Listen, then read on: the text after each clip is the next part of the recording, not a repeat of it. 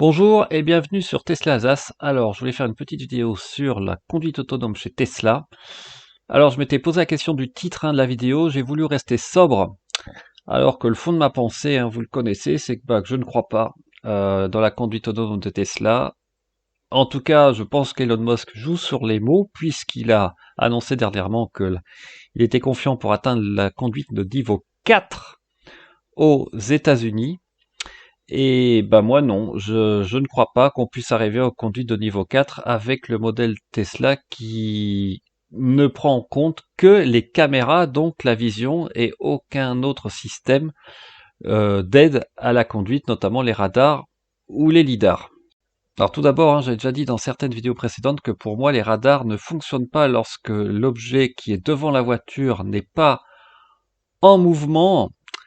Par contre, dès qu'il bouge un tout petit peu, ça fonctionne. J'ai pu voir ça aussi avec un Citroën C4, avec un régulateur adaptatif. Quand vous arrivez à un rond-point, si la voiture devant est complètement arrêtée, la voiture ne freinait pas. Et c'est ce qu'on va voir malheureusement sur cette vidéo de Grid the Only, d'un crash horrible. Bon, il n'y a pas eu de mort, heureusement, sur l'autoroute de nuit. Voilà, vous voyez bien ce qui se passe là. Il y a l'autopilote activé, il y a un radar. C'était la version de 2020 où il y avait encore le radar sur la Model 3. Et là, vous voyez bien que la voiture ne ralentit absolument pas, alors qu'en théorie, le radar à 150 mètres devrait au moins commencer à ralentir. Là, on voit que la voiture ne ralentit absolument pas, ne serait-ce qu'à quelques mètres du camion qui est renversé et sur le côté gauche de la chaussée. Donc c'est vraiment un accident horrible. Donc là, on revoit l'accident et Gridoli dit bien que c'était en autopilote. 75 miles par hour, pas de freinage, pas de signe de détresse, et c'était 2021.4 en juin 2021, et c'était une voiture équipée avec radar. Même Green The Only se pose la question comment c'est possible, et puis on imagine bien que sur les nouvelles Model 3, Model Y aux États-Unis sans le radar, rien qu'avec la caméra, il faudra quand même expliquer comment la caméra pourrait distinguer ce que l'œil ne voit pas dans de telles circonstances de nuit. Donc c'est pour ça que je pense qu'Elon Musk, en parlant de niveau 4, ne précise pas dans quelles conditions de roulage ce niveau 4 pourrait être obtenu, notamment de nuit, par fort temps de pluie ou par fort brouillard.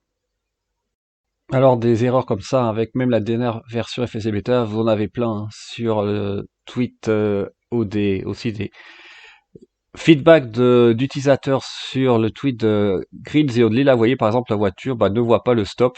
Probablement parce que voilà, il fait nuit, ça éclaire pas bien le stop, et donc forcément la voiture ne le voit pas, et peut donc ne peut pas décider de s'arrêter à l'intersection.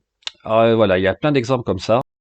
Ici, c'est une vidéo du 2 janvier avec le FSD Beta. Vous voyez la voiture là, on sait pas trop ce qu'elle fait.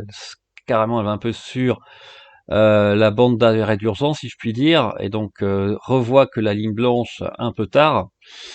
Donc voilà, honnêtement, moi, ça me rassure pas trop, pour encore moins en Europe. Alors voilà une vidéo du 22 décembre 2021, où là, vous avez un exemple aussi concret, où le conducteur dit qu'il était en autopilote, et là, s'il reprend pas le contrôle, encore la même chose, la voiture, vous allez revoir après, est complètement arrêtée, et donc la voiture ne la voit pas. Parce qu'elle ne bouge pas. Et là, je pense qu'en plus, c'est aux États-Unis, donc il n'y a pas de radar. Donc voilà, situation encore dangereuse où la voiture ne perçoit pas. Et on sait qu'il y a eu aussi des soucis aux États-Unis avec des véhicules de sécurité, de police ou ambulance qui étaient arrêtés sur la voie droite et que certaines Tesla étaient rentrées dedans. Probablement aussi parce qu'elles ne les voyaient pas et qu'elles ne prenaient pas en compte les signes distinctifs des véhicules d'urgence avec les diodes bleues ou rouges qui clignotent. Et suite à la polémique aux États-Unis, en fin d'année 2021, Greenoli avait aussi montré que dans le logiciel Tesla, voilà, les signes des voitures d'urgence étaient maintenant reconnus par le système, y compris pour les motos. Alors, faut peut-être mettre ça aussi en perspective parce que au 17 janvier aux États-Unis, le FSD va encore augmenter de 2000 $, passer à 12 000 $ au lieu de 10.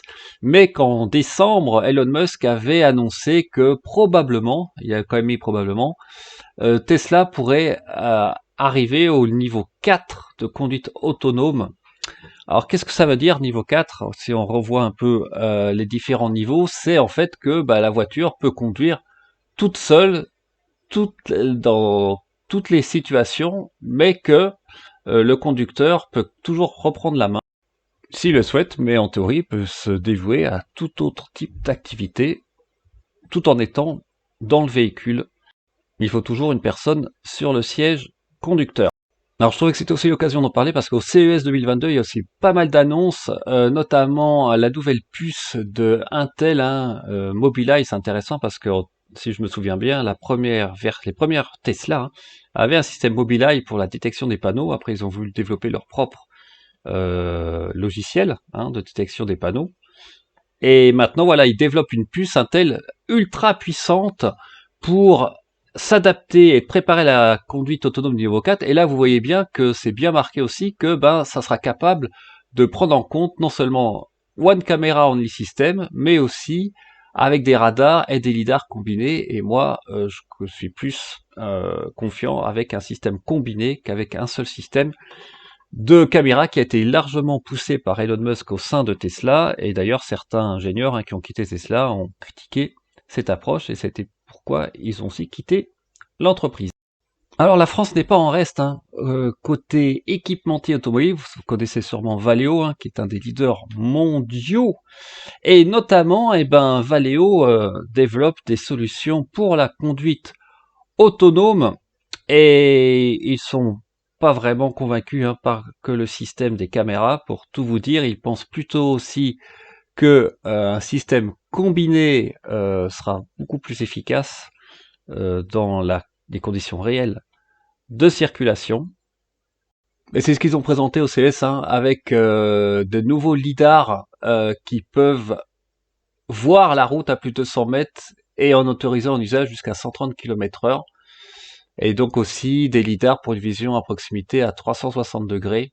Donc voilà, écoutez ça, moi je suis pas devin, je suis pas un spécialiste en conduite autonome, mais voilà, je pense à titre personnel que je suis un peu sceptique sur le potentiel de Tesla en n'utilisant que des caméras qui ne font que voir la route en conditions normales de visibilité, comme les yeux humains, par rapport à un système combiné.